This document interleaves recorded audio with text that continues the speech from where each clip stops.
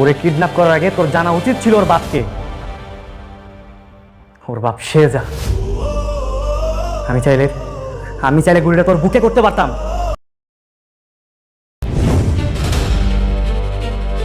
কি ভাবছো তোমার একটা চোখের ইশারায় এতগুলি লোকের জীবন আমি নিয়ে গেল? না না না না, যদি মরতে হয় তুমি মরবে। হ্যাঁ, তাহলে তো আমাকে গুলি করতে হবে, তাই না? গুলি করেন। Shoot me. কি হাত কাঁপছে কেন? Shoot me.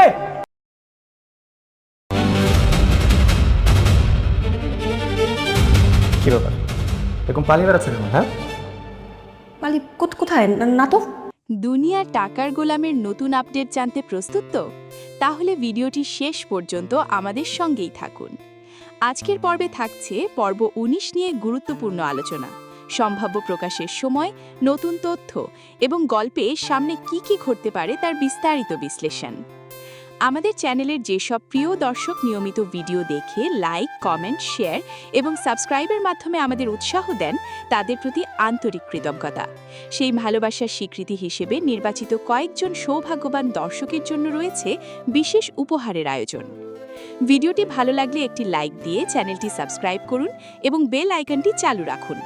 এরপর কমেন্টে লিখে জানান আপনি বাংলাদেশের কোন জেলা অথবা বিশ্বের কোন দেশ থেকে আমাদের ভিডিওটি দেখছেন।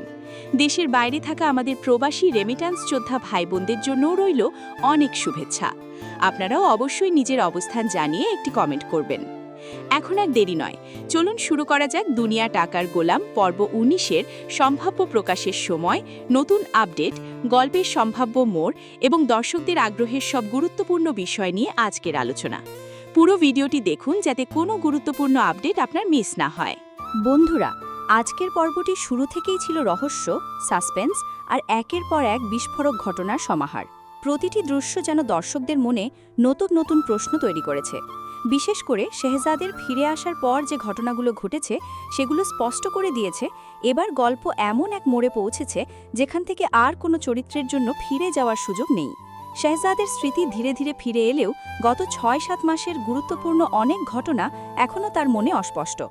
এই স্মৃতিভ্রংশই যেন তার জীবনের সবচেয়ে বড় দুর্বলতা হয়ে দাঁড়িয়েছে।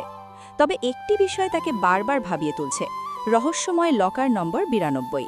সে অনুভব করতে শুরু করে এই লকারের ভেতরেই এমন কিছু গোপন তথ্য রয়েছে যা শুধু তার ওপর হওয়া হামলার রহস্যই নয়, বরং পুরো ষড়যন্ত্রের আসল নায়ক খলনায়কের মুখোশ খুলে দিতে পারে। তাই সময় নষ্ট না করে সে তার সবচেয়ে বিশ্বস্ত সহযোগী সাফিজকে নির্দেশ দেয় অফিসের প্রতিটি ড্রয়ার, প্রতিটি ফাইল, প্রতিটি নথি, এমনকি পুরনো ডিজিটাল রেকর্ড পর্যন্ত খুঁজে দেখতে। কারণ তার বিশ্বাস কোনো না কোনো সূত্র অবশ্যই সেখানে লুকিয়ে আছে। এদিকে মোহাম্মদপুরে যে ড্রাইভারটি পরিকল্পিতভাবে শেহজাদের গাড়িকে ধাক্কা দিয়ে হত্যা করার চেষ্টা করেছিল, অবশেষে তাকে ধরে ফেলা হয়। প্রথমে ভয়ে সে মুখ খুলতে রাজি না হলেও কঠোর জিজ্ঞাসাবাদের মুখে গুরুত্বপূর্ণ তথ্য প্রকাশ করে। সে জানায় এই হামলার পেছনে দাউদ খান নয়, বরং আরও শক্তিশালী ও প্রভাবশালী একজন ব্যক্তি রয়েছে। যদিও সে নাম জানে না, কিন্তু সেই ব্যক্তির ছবি দেখানো হলে মুহূর্তের মধ্যেই চিনে ফেলতে পারবে। ড্রাইভারের এই স্বীকারোক্তি পুরো তদন্তের দিকই বদলে দেয়। এতদিন যে সন্দেহ একদিকে ছিল, এখন তা সম্পূর্ণ নতুন মোড় নেয়। অন্যদিকে নিজের অনুপস্থিতির সুযোগে কেউ যেন ব্যবসায়িক সাম্রাজ্যে আধিপত্য বিস্তার করতে না পারে, সেজন্য শেহজাদ জরুরি ভিত্তিতে একটি গুরুত্বপূর্ণ ব্যবসায়িক সভা ডাকে। সেখানে উপস্থিত প্রত্যেক ব্যবসায়ীকে কঠিন এক পরীক্ষার মুখোমুখি করা হয়। শেষ পর্যন্ত কেবল একজনই নিজের যোগ্যতা, সাহস এবং বিশ্বস্ততার প্রমাণ দিতে সক্ষম হয়। শেহজাদ তাকেই নিজের নতুন পার্টনার হিসেবে ঘোষণা করে এবং বাকি সবাইকে স্পষ্ট জানিয়ে দেয় বিশ্বাসের মূল্য না বুঝলে তার সাম্রাজ্যে কারও কোনো জায়গা নেই। এই দৃশ্য আবারও প্রমাণ করে শেহজাদ আগের মতোই দৃঢ়, কঠোর এবং সিদ্ধান্তে অটল।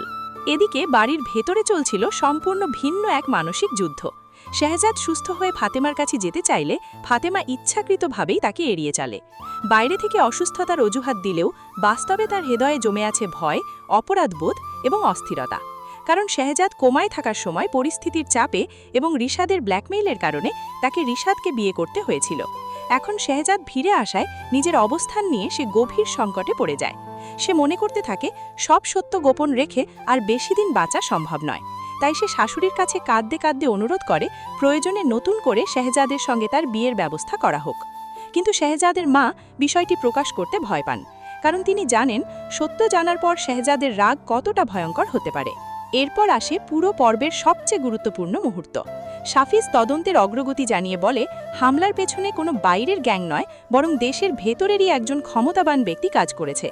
সেই ব্যক্তি দুবাইয়ের ইবনে খলিলের সঙ্গে হাত মিলিয়ে শেহজাদের ব্যবসার প্রতিটি গোপন তথ্য পাচার করছিল। এই খবর শুনে শেহজাদের চোখে যেন প্রতিশোধের আগুন জ্বলে ওঠে। সে দৃঢ় কণ্ঠে বলে, রক্তের সম্পর্ক হোক কিংবা বছরের বিশ্বাস, টাকার লোভ মানুষকে মুহূর্তেই বিশ্বাসঘাতকে পরিণত করতে পারে। কিন্তু যারা বিশ্বাসের সঙ্গে বেইমানি করেছে তাদের জন্য কোনো ক্ষমা নেই। এবার বাইরের শত্রুর পাশাপাশি ঘরের শত্রুকেও তার জবাব দিতে হবে। এরপর বাড়িতে ফিরে শেহজাদ আরও অদ্ভুত কিছু বিষয় লক্ষ্য করে। ফাতেমা এবং তার মা দুজনেই অস্বাভাবিকভাবে ভীত। তারা চোখে চোখ রেখে কথা বলতে পারছে না। তাদের প্রতিটি আচরণে স্পষ্ট অপরাধবোধ ফুটে উঠছে। শেহজাদ বুঝতে পারে তার অজান্তে এমন কোনো সত্য লুকিয়ে রাখা হয়েছে যা জানলে পুরো জীবনটাই বদলে যেতে পারে। তাই সে সিদ্ধান্ত নেয় আর কোনো রহস্য নয়, আজ রাতেই লকার 92 এর রহস্য উদ্ঘাট করবে এবং এক এক করে সবার মুখোশ খুলে দেবে। সেই সিদ্ধান্তই পরবর্তী ঘটনাগুলোকে আরও ভয়ঙ্কর, আরও বিস্ফোরক এবং আরও আবেগঘন করে তোলে। এদিকে রিশাদও এক মুহূর্তের জন্য থেমে থাকার মানুষ নয়। সে বুঝে গেছে শেহজাদের স্মৃতি ধীরে ধীরে ফিরে আসছে এবং সত্য প্রকাশ পেতে আর বেশি সময় বাকি নেই। তাই শেষ চেষ্টা হিসেবে সে সরাসরি শেহজাদের বাড়িতে হাজির হয়। বাড়িতে ঢুকেই ফাতেমাকে ভয় দেখিয়ে ব্ল্যাকমেল শুরু করে। তার একটাই দাবি, যেভাবেই হোক লকার নম্বর 92 এর ব্যাকআপ পাসওয়ার্ড, গোপন কাজী এবং গুরুত্বপূর্ণ নথিগুলো তার হাতে তুলে দিতে হবে। আর যদি ফাতেমা তা না করে তাহলে সে শেহজাদের সামনে তাদের বিয়ের পুরো ঘটনা প্রকাশ করে দেবে। শুধু তাই নয়, শরীয়তের দোহাই দিয়ে সে দাবি করতে থাকে ফাতেমা এখন তার বৈধ স্ত্রী। রিশাদের এই নির্মম কথাগুলো শুনে ফাতেমা সম্পূর্ণ ভেঙে পড়ে। সে বারবার জানায় লকারের কোড সে জানে না এবং এসব বিষয়ে তার কোনো ধারণাই নেই। কিন্তু রিশাদ কিছুতেই তার কথা বিশ্বাস করে না। তার দৃঢ় বিশ্বাস বাড়ির গোপন সিন্ধুকেই লুকিয়ে আছে লকার 92 এর সব রহস্য। ঠিক তখনই গল্পে আসে সবচেয়ে বড় টুইস্ট। গভীর রাতে নিস্তব্ধতা ভেঙে হঠাৎ করেই বাড়িতে ফিরে আসে শেহজাদ। তার সঙ্গে রয়েছে সাফিজ এবং সশস্ত্র নিরাপত্তা রক্ষীদের একটি দল। শেহজাদের উপস্থিতি দেখে মুহূর্তের মধ্যেই পুরো বাড়ির পরিবেশ বদলে যায়। রিশাদের মুখের আত্মবিশ্বাস উধাও হয়ে যায় আর ফাতেমা এবং তার মা আতঙ্কে নিঃশব্দ হয়ে দাঁড়িয়ে থাকেন। কিন্তু শেহজাদ কোনো তাড়াহুড়ো না করে শান্তভাবেই এগিয়ে যায়। এরপর তার নির্দেশে সেই ধৃত ড্রাইভারকে সবার সামনে হাজির করা হয়। ড্রাইভার এবার আর কোনো ভয় না পেয়ে সরাসরি রিশাদের দিকে আঙুল তুলে জানিয়ে দেয় শেহজাদকে হত্যা করার জন্য রিশাদই তাকে টাকা দিয়েছিল। প্রতিশ্রুতি দিয়েছিল শেহজাদ মারা গেলে তার বিশাল ব্যবসায়িক সাম্রাজ্য লকার 92 এবং সমস্ত সম্পত্তির মালিক হবে সে নিজেই।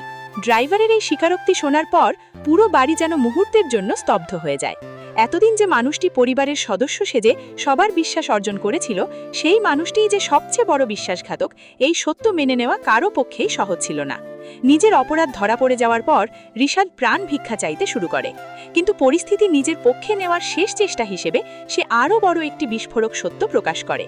সে জানিয়ে দেয় শেহজাদ কোমায় থাকার সময় ফাতেমা তাকে বিয়ে করেছিল এবং সেই কারণেই শরীয়তের দৃষ্টিতে এখন শেহজাদ ও ফাতেমার সম্পর্ক আর আগের মতো নেই। এই কথা শুনে শেহজাদ যেন কয়েক মুহূর্তের জন্য সম্পূর্ণ নিস্তব্ধ হয়ে যায়।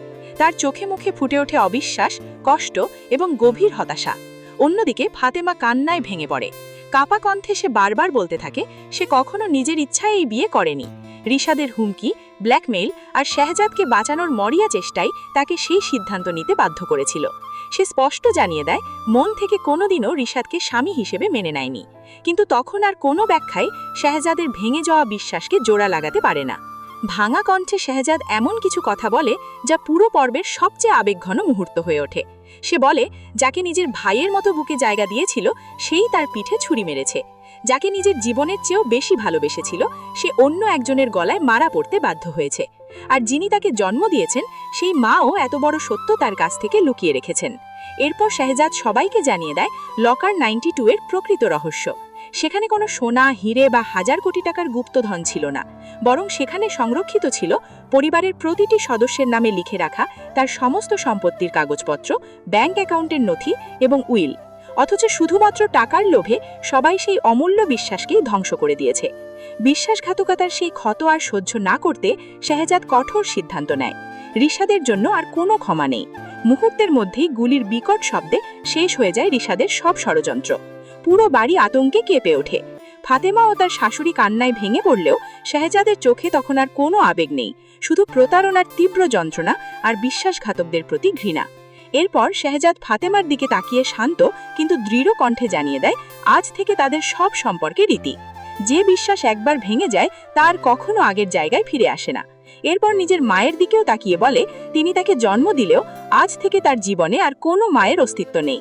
এই সংলাপগুলো পুরো পর্বকে আরও আবেগঘন করে তোলে। সবশেষে ছোট্ট প্রিয়াকে কোলে তুলে নিয়ে শাহজাদ সেই রাজপ্রাসাদ ছেড়ে বেরিয়ে যায়। যে বাড়িটিকে একসময় সে নিজের স্বপ্নের ঠিকানা মনে করত, আজ সেটি তার কাছে বিশ্বাসঘাতকতা, লোভ এবং প্রতারণার প্রতীক। পেছনে পড়ে থাকে কান্নায় ভেঙে পড়া ফাতেমা, অসহায় মা এবং ধ্বংস হয়ে যাওয়া একটি পরিবার। আর সামনে শুরু হয় শাহজাদের জীবনের এক নতুন অধ্যায়।